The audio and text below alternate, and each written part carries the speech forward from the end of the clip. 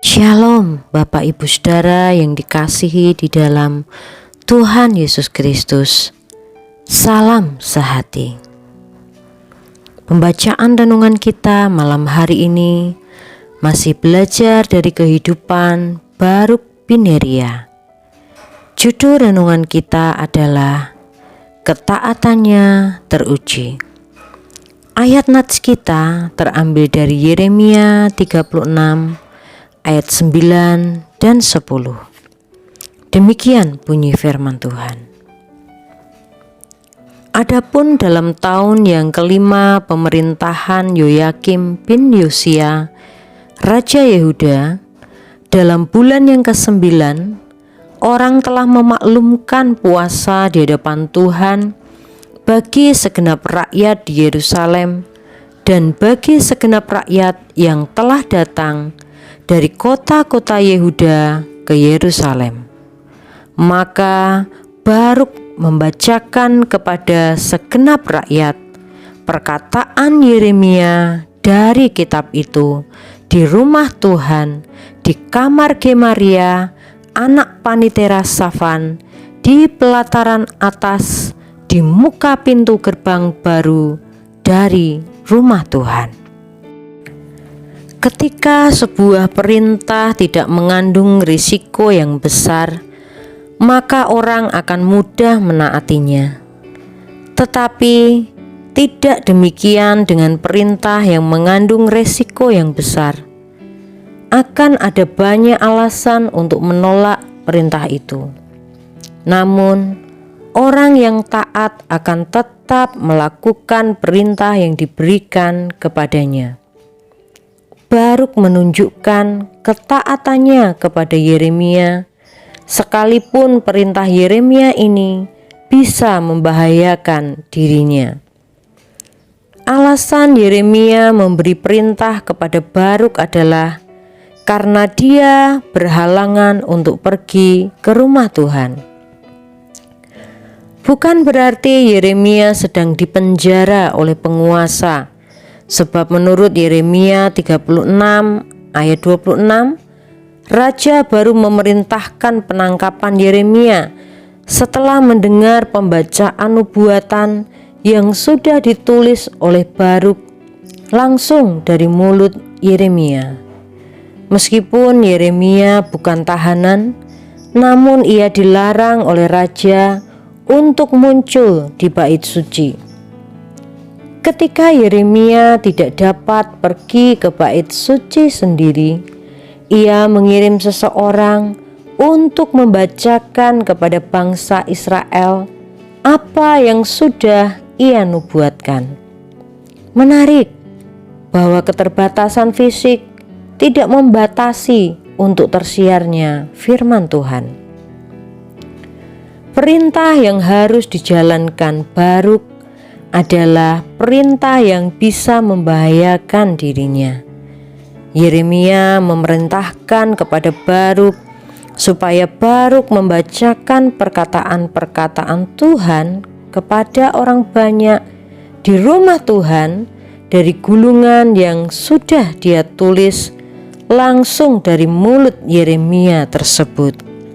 Kemungkinan pertama yang bisa terjadi jika Baruk membacakan firman Tuhan tersebut adalah pertobatan. Mungkin permohonan mereka sampai di hadapan Tuhan dan mereka masing-masing bertobat dari tingkah langkahnya yang jahat itu, sebab besar murka dan kehangatan amarah yang diancamkan Tuhan kepada bangsa ini. Kemungkinan kedua bisa sebaliknya.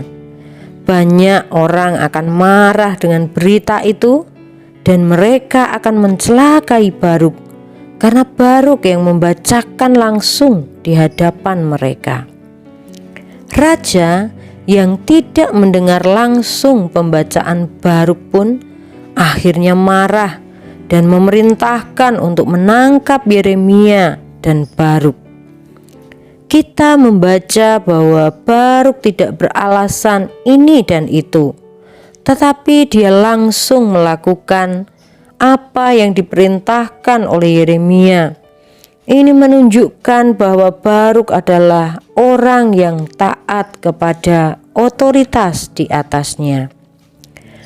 Kalau kita orang yang taat, maka kita tidak akan banyak alasan untuk melakukan perintah dari atasan kita. Tanpa dilihat orang tua, kita akan melakukan perintah mereka dengan baik. Tanpa ada polisi, kita akan menaati aturan lalu lintas di jalan raya. Tanpa ada pimpinan, kita akan melakukan apa yang sudah diperintahkan kepada kita untuk dikerjakan. Tanpa ada hamba Tuhan, kita akan melakukan setiap nasihat yang Dia khotbahkan. Jika ketaatan kita teruji, maka tidak akan sulit bagi kita untuk taat kepada Tuhan yang tidak kelihatan. Dengan demikian, kita bisa menenangkan hati Tuhan dan sesama dengan cara yang benar. Ketaatan bukanlah hal yang bisa didapat secara instan. Perlu ada niat hati dan latihan terus-menerus. Demikian pembacaan renungan kita malam hari ini. Mari kita akhiri di dalam doa. Bapa, kami sadar tidak mudah untuk hidup dalam ketaatan, bahkan untuk taat pada perintah-Mu. Mampukan kami ya Bapa untuk menjadi orang-orang yang taat, sehingga melalui ketaatan kami, hidup kami boleh menjadi berkat bagi banyak orang. Walaupun ketika kami ingin taat, itu bukan hal yang mudah. Kami harus mengalahkan kedagingan kami. Tetapi kami percaya bersama Tuhan, kami mampu mentaati firman Tuhan. Hanya di dalam nama Tuhan Yesus, kami sudah mengucap syukur dan berdoa. Haleluya. Amin. Selamat malam. Tuhan Yesus memberkati Bapak, Ibu, Saudara semuanya. Salam sehati.